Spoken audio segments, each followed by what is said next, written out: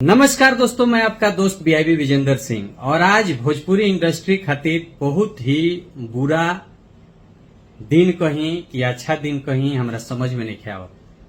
आज खेसारी लाल भाई पर जौन केस चलत ग्लोबल म्यूजिक से और खेसारी लाल यादव जी से गाना के लेके ऊपर दिल्ली हाई कोर्ट के आदेश आयल बा। ओमे दिल्ली हाई कोर्ट कहले बा कि 25 सितंबर 2025 तक ग्लोबल जंक्शन के अलावा कहीं अपन ना गाना दे सकता रे ना वीडियो दे सकता रे। हाँ, फिल्म में काम कर सकता रहे, फिल्म में गाना गा सकता रहे, स्टेज प्रोग्राम कर सकता रहे, टीवी शो कर सकता रहे, एकरा अलावा कुछ ना। तो गायक के सबसे बड़ा चीज होला ओकर एल्बम।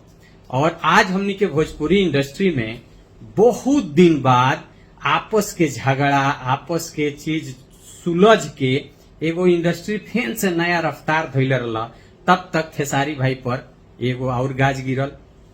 और एमे जब जजमेंट में जो लिखले बा कि खेसारी जी 2022 में शायद वहां के 5 करोड़ रुपया ले रहनी 200 गाना देवे खातिर, जो ना दे पैनी तो खातिर केस भई।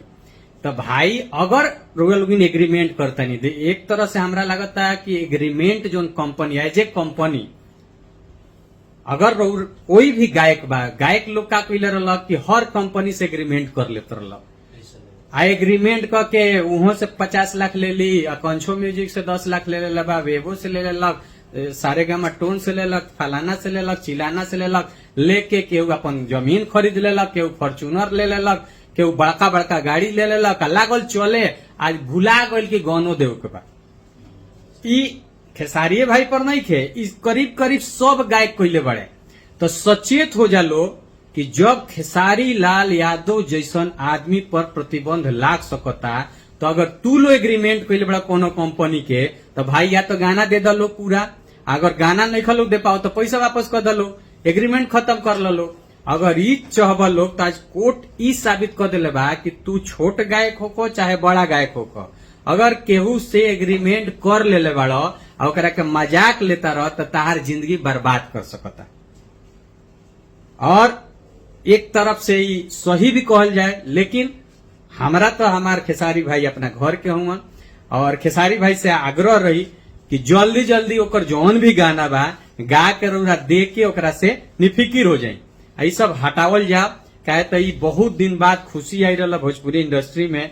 आई जब आप कोर्ट के फैसला बा, कोर्ट के फैसला पर कुछ कह नहीं सकत। कोर्ट जरूर कुछ सत्यता देखले हुई या ऐसा कुछ जरूर हुई जो हमनी के ना मालूम रहा। आज सारा चीज साफ साफ कह दिले बा।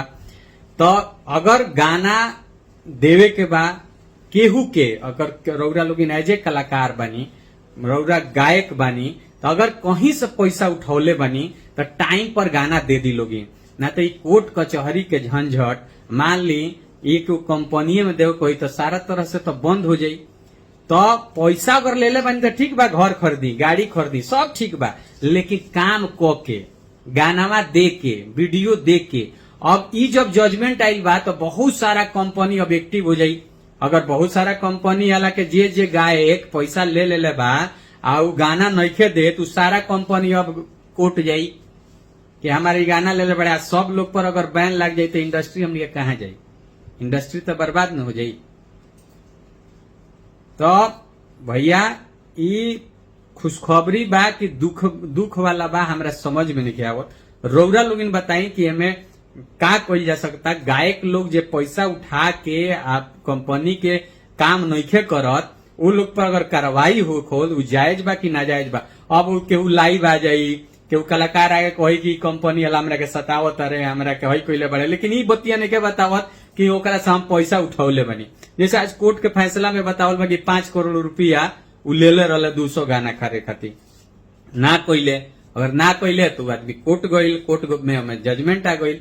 लेकिन ग्लोबल म्यूजिक से भी हम कहें कि रउरा अगर गाना कंप्लीट हो जाओ तो रउरा एग्रीमेंट खत्म कर ली। एग्रीमेंट खत्म कैला के बाद गायक हो भाई, गायक एक जगह गाई तो फिर ओकर रोजी रोटी ना चली।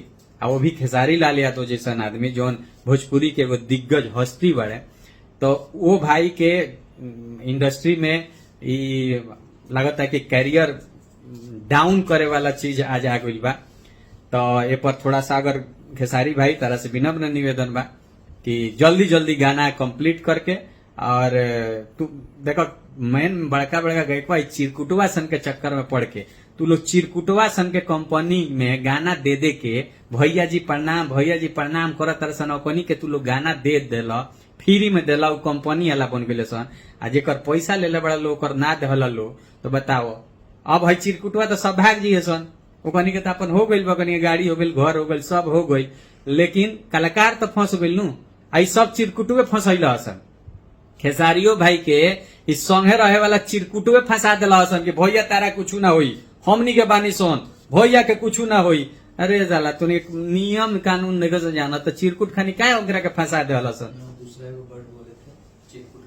और चमन चूतिया चमन चूतिया का कहल जाए, जो चमन चूतिया चौकड़ी हमनी के गायक के अगल बगल बा, आज खेसारी भाई के फंसौला सन, आज उनकरा के, काल प्रमोद प्रेमी के फंसैये सन, काल हमरा के फंसैये सन, काल तीसरा के। तो गायक लोग सचेत हो जा, लोग बड़ी मेहनत करके तू लोग जिले आइल बड़ा।